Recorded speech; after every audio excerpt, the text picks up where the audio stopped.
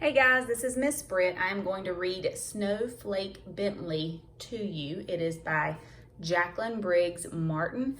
It is a literary nonfiction text.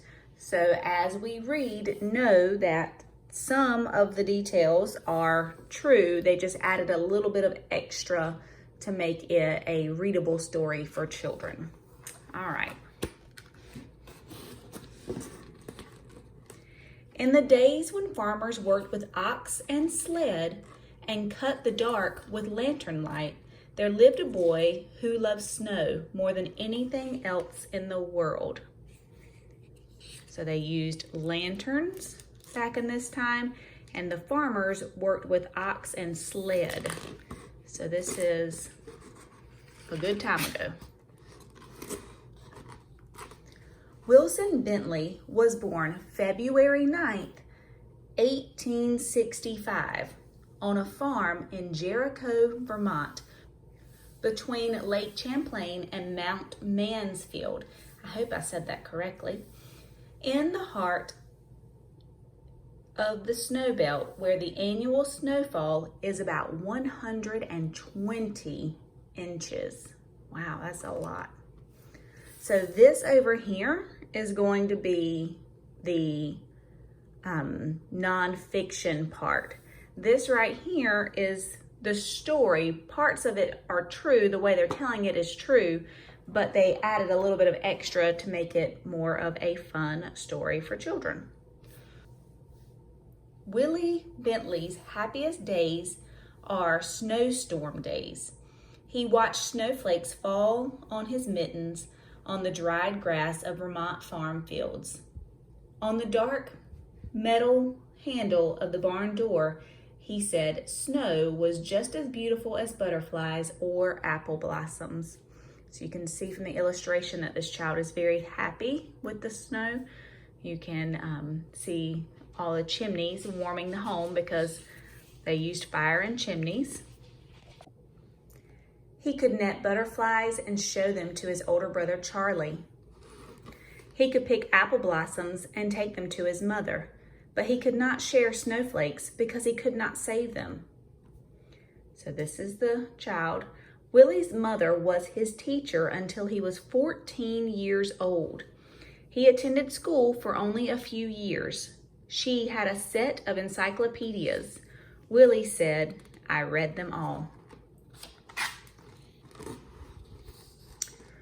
When his mother gave him an old microscope, he used to look at flowers, raindrops, and blades of grass.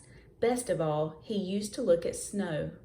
While other children built forts and pelted snowballs at roosting crows, Willie was catching single snowflakes. Day after stormy day, he studied the icy crystals. That's cool. In case you don't know what a roosting crow is, it's a crow that is sitting and waiting. A roost is like a post that a bird sits on.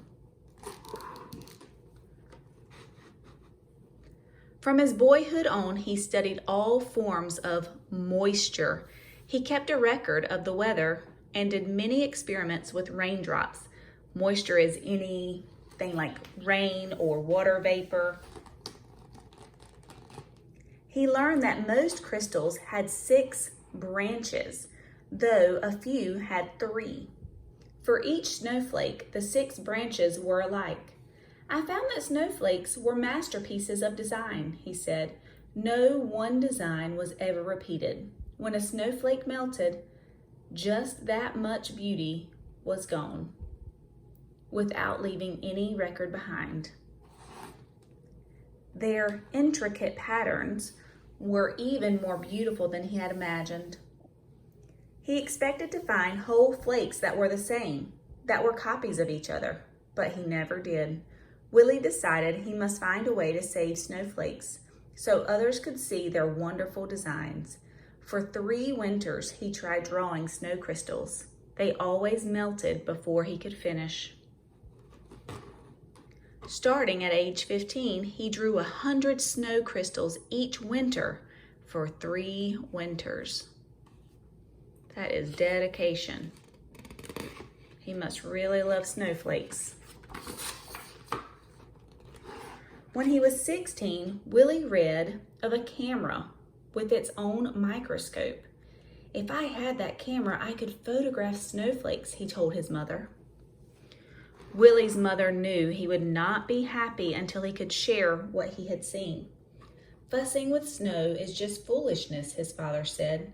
Still, he loved his son. When Willie was 17, his parents spent their savings and bought the camera. The camera made images on large glass negatives. Its microscope could magnify a tiny crystal from 64 to 3,600 times its actual size.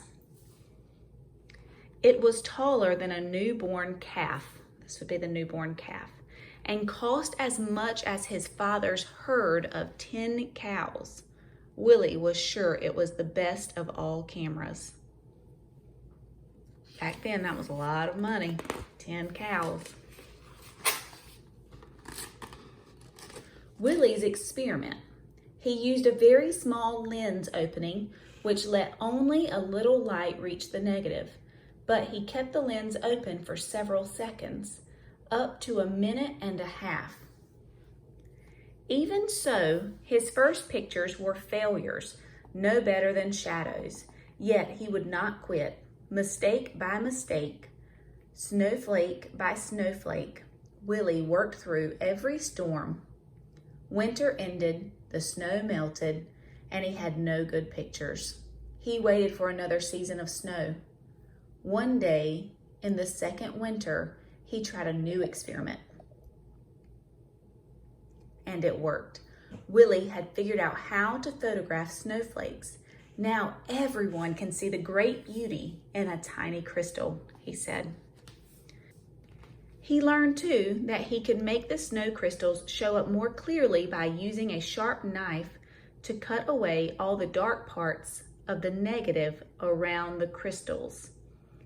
This etching meant extra hours of work for each photograph, but Willie didn't mind.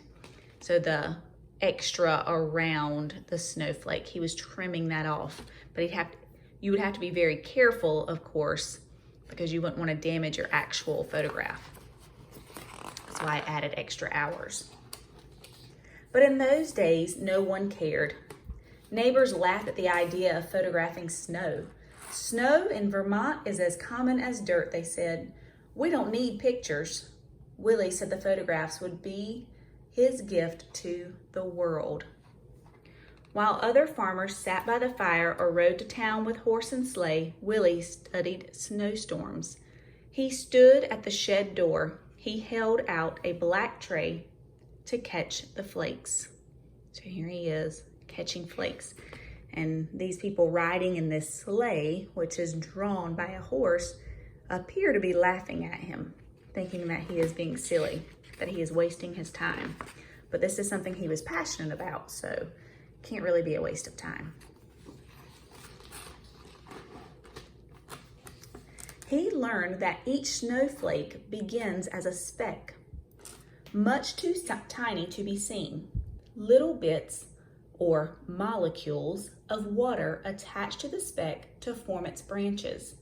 As the crystal grows, the branches come together and trap small quantities of air, or small amounts of air.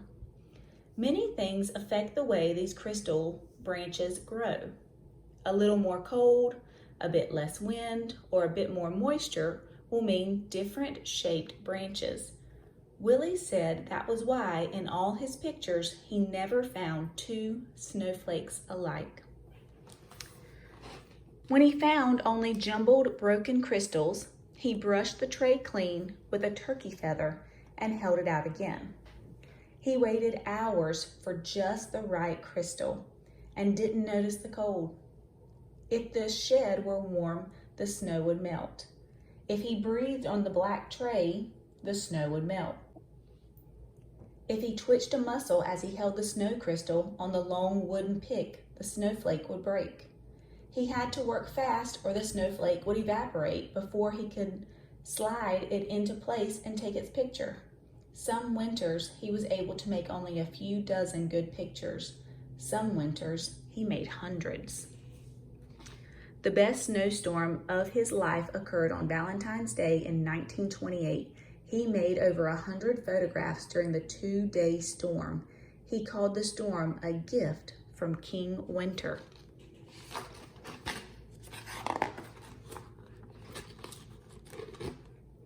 Willie's nieces and nephews lived on one side of the farmhouse that Willie shared with his brother Charlie. Willie often played the piano as they sang and shared stories and games with them. Willie so loved the beauty of nature, he took pictures in all seasons.